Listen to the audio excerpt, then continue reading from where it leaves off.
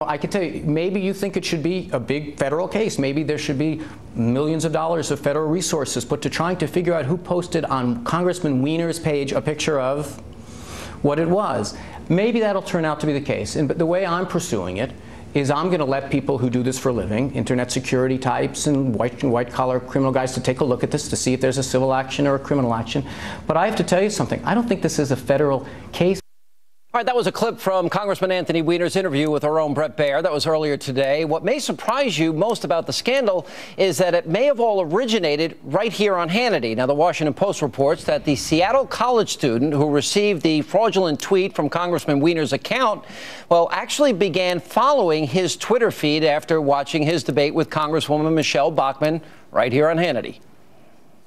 You know, Sean, I had no idea that Representative Weiner was such a reader of fiction. He's a huge fiction reader because that's all of his numbers. I wanted to mention a Bachmann, I don't think you want to go there. I don't think you want to go there, Bachmann. Joining me with analysis, the author of the New York Times #1 bestseller, Culture of Corruption, Michelle Malkin, is back with that. Michelle, how are you? Good. How are you, Sean? Look, I don't know what to make of this. You know, I didn't post it. I don't know if it's me or not. What is your take on this? I don't know whether to laugh or cry, but what's your take? Well, I'll say this, just from a completely human, compassionate perspective.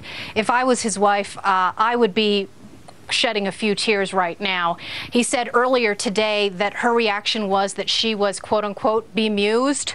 And I doubt that's the word in her vocabulary that she's using, especially because it's come to light that this 21-year-old girl in Seattle was far from the least of the young women that he was following. And in fact, as you mentioned in her case, he picked up a lot of these young female followers as a result of them fawning over his TV appearances. And it's also rich and ironic that now he's playing this sort of laid-back hand, hey, I'm going to let everybody else take care of it, when he has prided himself on the campaign trail and in the Beltway over the last couple of years as the lion, the fighter in Capitol Hill, and the fighter among the Democrat Party. We certainly don't see that instinct now when it comes to fighting what is clearly a federal crime at hand, if you take him at his word. What do you make of his anger, his refusal to answer a simple question yesterday? Did you send it? What do you make of how he's handling this? Yeah, well, he is not being well served by his own ego. He's certainly not being served well by his own staff. But this is no surprise to people who have followed his entire political career, his hubris. I think the mythical analogy here is of Icarus, you know, the very arrogant young man flying so high that he doesn't realize that the wax that's holding his wings to his back is melting off, and he's crashing and burning and doesn't realize it. I think that hubris is especially apparent in the fact that he won't shut up about it, even as he's saying that this isn't a federal case. And really, if he's really interested in protecting his wife, as he said earlier, the latest of his human shield strategies, he'd either fess up or shut up. You know, what do you think about this politically, though? The guy in New York 26 is, first of all, you know, the arrogance of power. Republican, taking a picture of himself, sending it out. He's gone in 6 minutes. Mark Foley, culture of corruption. Nancy Pelosi's going to drain the swamp. Well, apparently she's not draining the swamp in her own party.